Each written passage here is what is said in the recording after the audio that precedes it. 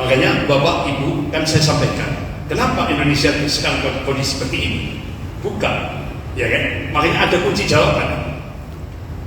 Tidak lepas daripada operasi gerakan Ordo Yesui yang sekarang ini disupport oleh Cina, Vatikan, dan Zionisme internasional yang dalam hal ini pusatnya di Amerika.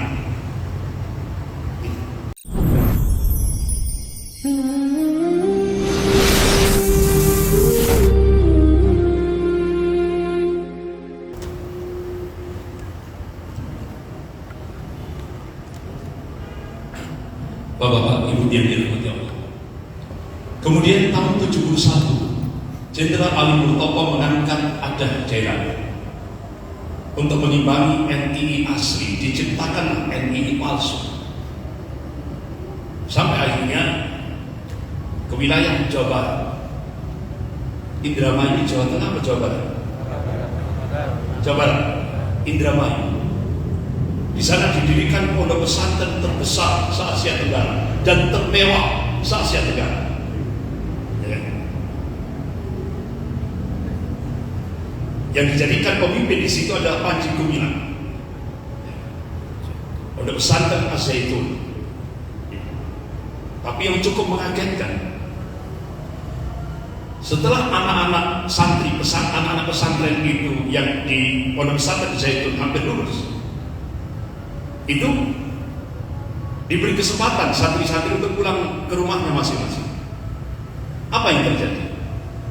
Kedua orang tuanya dikafirkan. Ini luar biasa. Sehingga akhirnya tokoh-tokoh ulama di Jawa Barat itu sempat kaget seperti itu. Jadi ini sebuah strategi untuk menghancurkan kaum muslimin. Itu banyak, ribuan itu santri dari seluruh Indonesia. Makanya akhirnya majelis ulama diminta untuk membubarkan pesantren ini, ya kan? Kemudian tahun 1976 sampai 1981, Jenderal Ali Murtopo menggerakkan operasi intelijen namanya Komji, Komando Jihad.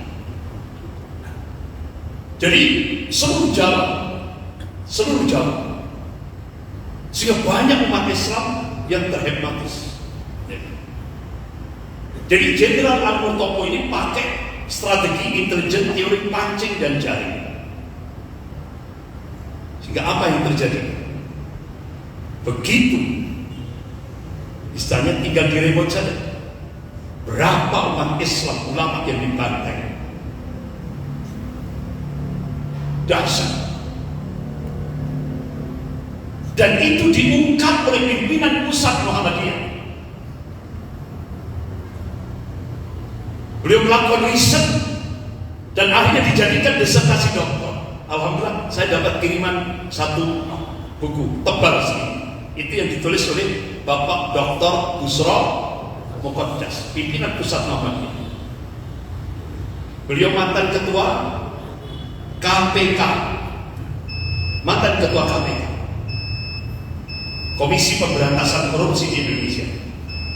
Beliau melakukan riset rinci sekali. Alhamdulillah saya dikirim satu hasil disertasi doktor beliau. Jadi segini. Jadi beliau bongkar, ternyata operasi intelijen ini membuat politik rekayasa untuk menciptakan organisasi yang namanya Komando Jihad. Dalam episode Komando Jihad ini menjadi korbannya adalah umat Islam yang dikriminalisasi.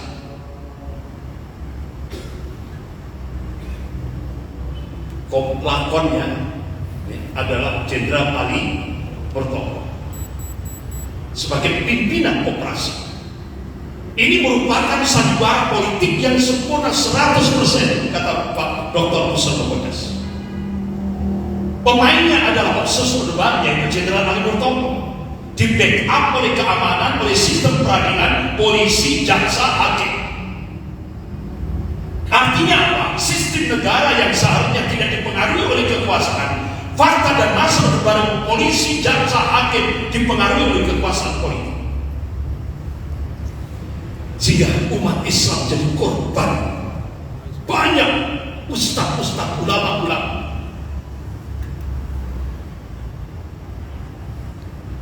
jebakan, operasi intelijen jebakan.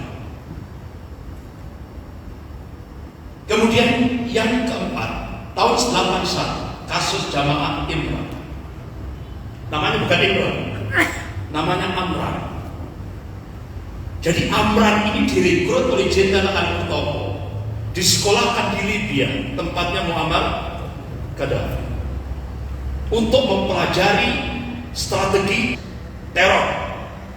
Sampai lulus dipulangkan ke Indonesia, digerakkan oleh Jenderal Al-Mutopo dengan korlapnya Jenderal Al-Memodani, yaitu operasi Woyla, pembajakan pesawat Garuda di Bandara Don Muang, Thailand.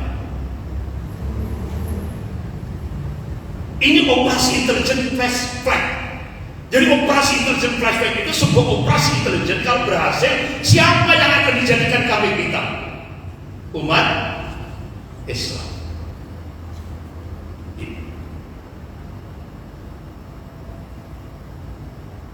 Makanya Bapak Ibu, kan saya sampaikan, kenapa Indonesia sekarang kondisi seperti ini? Bukan, ya kan? Makanya ada kunci jawaban. Tidak lepas daripada operasi gerakan Ordo Yesui yang sekarang ini disupport oleh Cina, Vatikan. Cina, Vatikan, dan Zionisme internasional yang dalam hal ini pusatnya di Amerika. Bapak Ibu yang dirahmati Allah, kasus teror Warman, Jawa Tengah, kelompok Solo Jakarta, kasus Tanjung Priok, berapa kira-kira? 400 yang jadi korban. Sehingga malam hari itu 400 kaum muslimin dihabisi dengan senjata otomatis. Sehingga selokan-selokan yang ada di kawasan Tanjung Priok itu penuh dengan umat Islam. Dan Jenderal Al-Memodani sebagai korlap, koordinator lapangan, itu beliau sudah paham betul untuk melakukan operasi seperti itu. Dia sudah dibina oleh Mossad. Semalam itu juga cepat sekali selesai. Besok sudah tidak ada bekas. Karena malam itu traktor itu digerakkan untuk nyekrok umat Islam, ya, di jalan-jalan ini. Disekrop, pasti kan ada yang meninggal, ada yang masih hidup, disekrop, langsung dimasukkan truk, ya, disekrop, masukkan truk, ada yang dibuang ke laut, ada yang dikubur massal. Hampir 400 orang. Kecil. Kemudian kasus Tarangsari Lampung yang operasinya dilakukan oleh Jenderal Hendro Priyono. Ini juga kader Ordo Yesui. Masih ada enggak? Dekat enggak dengan Luhut bin Sarpanjaitan? Karena sama-sama kader Ordo Yesui. Bapak-bapak Ibu yang dirahmati Allah, berapa korban? Kurang lebih 130 kaum muslimin. Kemudian yang diusir 109, yang dianiaya, dirampas, ditahan, yang disiksa 46 disiksa, 229 kaum muslimin disiksa. Bapak-bapak Ibu yang dirahmati Allah, kemudian peristiwa Harkoni, tragedi bedah dalam Lampung tadi sudah saya sampaikan, pelarangan jilbab bagi pelajar, mahasiswa dan guru, kebijakan ketat para khatib di masjid-masjid. Kemudian DOM Aceh, daerah operasi militer Aceh,